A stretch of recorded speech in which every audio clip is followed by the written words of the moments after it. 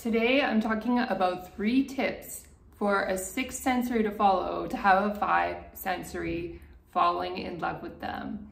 So the first tip that a 6th sensory can work on in order to have a 5 sensory fall in love with them is to allow the 5 sensory to give first and take the lead. And why is that important to a 6th sensory person? So 6th sensories are very generous and very giving by nature. And we tend to give to the point where we can overwhelm 5 sensories. They can either feel really bored with the gifts that we're giving them, or they can feel like maybe there's an intention behind it, like we're pressuring them into some kind of commitment, and that may not even be true at all in our minds. We may be just giving to give, and it may be coming from a pure place, but the problem is the 5 sensory will look at it very suspiciously. And when you become aware of this as a 6th sensory, you'll realize that the better approach is to actually lean back and let the 5 sensory give to you. And then when it's appropriate, you can reciprocate after the 5 sensory has given to you. But some 5 sensories I've encountered, even when you reciprocate as a 6th sensory, they don't like it. So you have to really pay attention to the feedback that the 5 sensory is giving you as well, because sometimes they don't even want you to reciprocate when they give. They just want to be the sole giver. So listen and learn and lean back. Let other people give to you first, because that will stop you from becoming overly exhausted and overly dependent on another person as well. You have more independence when you give less, because the more that you give, the more likely there will be an expectation that comes with it, even if it's subconscious and very subtle. And so if you lean back, let them do the giving first, then they have that chance to make that emotional connection with you, and then you can determine and suss out whether it's appropriate to give back. Having said that, there's a caveat to this, and I'm going to get that into my second tip. The second tip is to set boundaries. Having said that, you have to be careful on how you set them and don't go crazy in setting them, okay? Like, for example, when a person is planning something and they're the ones giving first and taking the lead, but let's say they're trying to plan a date, they set up like a time and a location, but they're not really quite sure what they want to do, and then they ask you for your feedback. That's a good time to reciprocate, but don't like set a boundary and be like, you do all the work. Like, don't take that first tip too extreme either, where you're like very, angry about it and wanting the other person to do absolutely everything and be resentful. That's not good either. You don't want to have that look either. It just looks really bad and like you're really entitled. And so what you want to do instead is be more gentle when they give you feedback and they say, hey, I want to get you a gift, but I don't really know what to give you. Or, oh, I want to set up a time and a date to do something, but I don't really know what I want to do. Then you can kind of reciprocate and say, okay, this is what I want to do, or this is the kind of gift that I want. Help them out. It's okay to help them out as long as they're making some kind of effort to initiate something and invest in their time into you. Then you can reciprocate and show that interest back, and then you're working together. So in the old days, in the 1950s, it was like the men did everything. It's like they planned the dates, they did everything, they got the gifts, and the women would do nothing.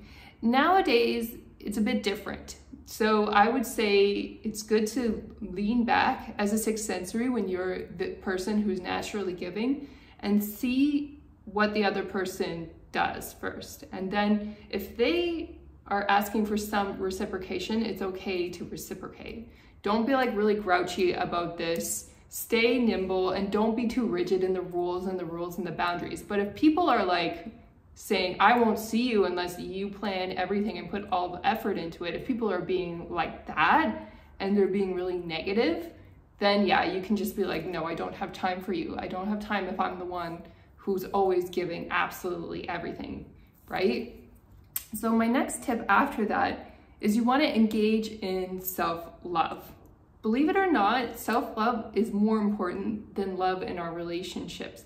Why is that? And it's because self-love allows us to cultivate who we truly are and become the best version of ourselves. And we become the best version of ourselves. That's when we're actually able to give and contribute to society most effectively. If we're always giving to the people personally in our lives and to no one else in society, then our effect on the planet is very small at best. Yes, we could be doing good deeds, but the people in our immediate circle may not even appreciate our good deeds, right? We often take people for granted around us. And so if you actually take care of yourself and find ways to contribute to society instead, in a broader context, then your life will have more meaning.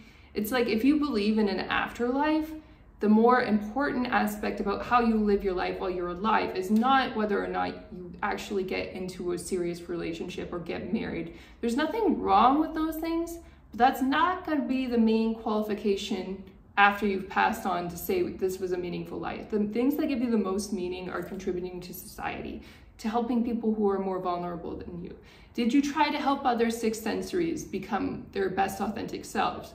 Or maybe you tried to help people with disabilities or children or people in developing countries. These things, these pursuits are the most important things that we can do while we're alive as human beings. And there's way too much emphasis on relationships and being attractive, and it's all very superficial. And there's nothing wrong with wanting happiness for yourself. I don't want to make it wrong or sound like you shouldn't be looking for those things, but take it with a grain of salt. Put some effort out there, and if you don't find the right person, it's not a big deal because there are way more important things to focus on in your life. You don't need the latest clothing, the latest undies, you know, everything brand new all the time.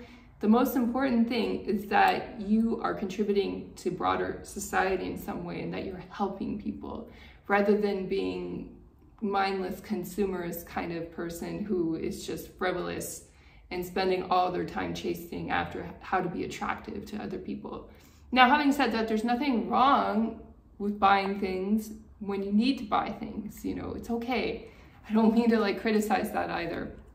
But it's just like as a society, we put way too much stock in these name brand things and these expensive purchases, and we're not thinking about what we're actually doing with our time on this planet. And when you are thinking about how to contribute and what you are on this planet for and what you're designed to do, that's exactly when you're going to attract the right relationships, when you put that first, right?